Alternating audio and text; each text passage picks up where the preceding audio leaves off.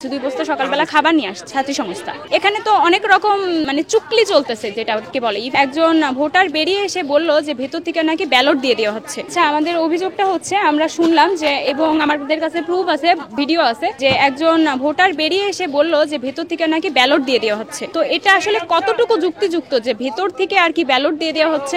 এটা বাইরে থেকে আমাদের 100 গজের বাইরে থেকে হয়তো দিতে পারবে, এবং নির্বাচন কমিশন থেকে যেখানে আমাদের বলছে যে আমরা ব্যালট লিখে নিয়ে আসতে পারবো, তারপরে এত কেন ভাই? তারপরে আবার 2 বস্তা নাকি খাবার করে দেওয়া হচ্ছে, 2 বস্তা সকালবেলা খাবার নিয়ে আসছে। হ্যাঁ, ছাত্রী সংস্থা তারা আর কি বলতেছে যে তারা তাদের জন্য খাবার নিয়ে আসছে, কিন্তু তাহলে তারা তাদের জন্য খাবার নিয়ে আসলে 10 জনের জন্য কয়টা খাবার লাগে? 2 বস্তা তো খাবার লাগে না ভাই, তাই না? আচরণবিধি দিয়ে দেওয়া হয়েছে যে আজকে পর্যন্ত আচরণবিধি সবকিছু আছে, তাহলে কেন এটা ভোট কেন্দ্রের সামনে এবং মানুষের কাছে গিয়ে গিয়ে কেন যে ব্যালট নাম্বার বলে দেওয়া হবে, এবং 100 ফুটে যেখানে বলা হয়েছে 100 গজের মধ্যে আমরা ভোটাররা অবস্থান করতে পারবো না, কিন্তু এখন না পেরে তো আমাদেরও এখানে অবস্থান করা লাগতেছে ভাই, কারণ এখানে তো অনেক রকম চুক্লি চলতেছে, যেটাকে বলে ইভেন লিখেও দেওয়া হচ্ছে, ওই পাশ থেকে লিখেও দেওয়া হচ্ছে, সাদা কাগজে লিখে দেওয়া হচ্ছে। কারচুপি এই যে বাইরে থেকেই তো চলতেছে, এবং তারা যে পরিমাণে এগ্রেসিভ আচরণ করতেছে এমনি আমাদের সাথে, আমরা যারা তাদের কি বলে সহযোদ্ধা আছি, আমরা তো তাদেরকে সহযোদ্ধা হিসেবে দেখছি, কিন্তু তারা এত এগ্রেসিভ মাইন্ডে নিচ্ছে জিনিসগুলা, তো এগুলো আসলে আমাদের নিতে কষ্ট হচ্ছে ভাইয়া।